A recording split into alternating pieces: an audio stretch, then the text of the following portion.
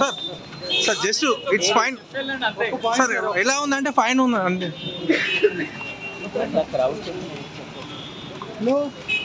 Sir. కారుణ్య గారు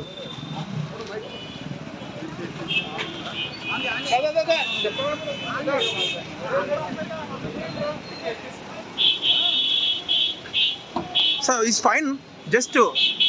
కారుణ్య గారు no comment. కరుణ sir no comment.